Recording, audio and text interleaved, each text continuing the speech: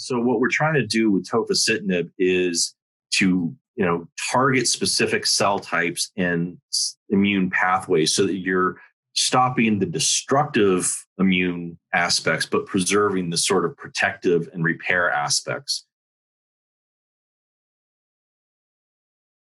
The diseases like ulcerative colitis and rheumatoid arthritis, which are kind of the two main ones it's been used for so far, what it does is it blocks the destructive arm of the immune system. And so what happens is, the immune system gets revved up. It says, okay, we need to destroy the joints, or we need to destroy the lining of the colon.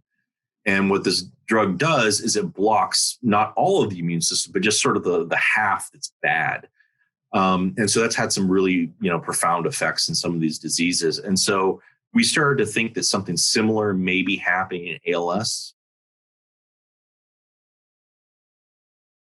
The cells we think are really bad for the central nervous system are called NK cells, which is short for natural killer cells. These are cells that are actually programmed to kill your own cells. Now, they're normally used to combat, cancer or viral infections. But what happens is if cells become damaged, they're actually responsible for sort of putting these cells like out of their misery. They come by and say, okay, you're not going to make it. We're going to, put you down. And so what we think may be happening is that the motor neurons are getting sick. We don't necessarily know all the reasons why, but something kind of upstream of this, whether it's environmental pollution or genetics or, bad luck or just all these different factors, cause the motor neurons to start getting sick.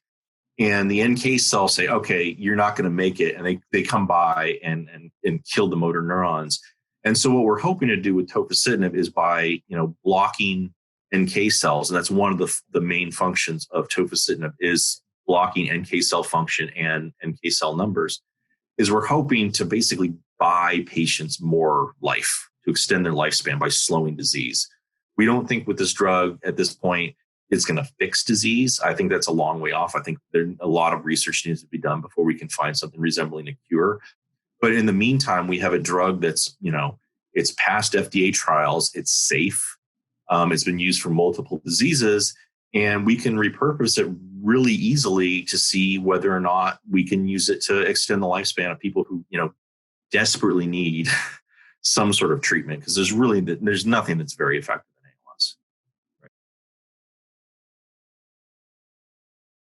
And one of the things we're actually looking at right now is, and this is both myself and Stephen Goutman, along with Eva, is the idea that not all ALS patients are the same. And so what we're trying to do with some of our data is to focus on specific groups of patients that might benefit most from treatment. So, and what we're finding, and we even saw this with the NK cell depletion with mice, is that males and females seem to respond differently, and we're not quite sure why. But we're now starting to think that this explains why, maybe a lot of these drugs in the past, not just immune drugs, but all drugs, have sort of failed because, ALS patients are not all the same. You might have ones that have a different mechanism because you're either male or female, or, the drugs behave differently because of your age or your sex. And so what we're really trying to do with some of these projects is tease out these mechanisms and these differences in demographics and in different groups of people, so that, drugs are more targeted. Because it may be that you have a drug that works fantastically in 25% of your patients, but then in another 25%, it makes them worse. Well, if you do everyone together, it looks like it didn't do anything, when really it was actually a fantastic drug. You just can't use it for everybody.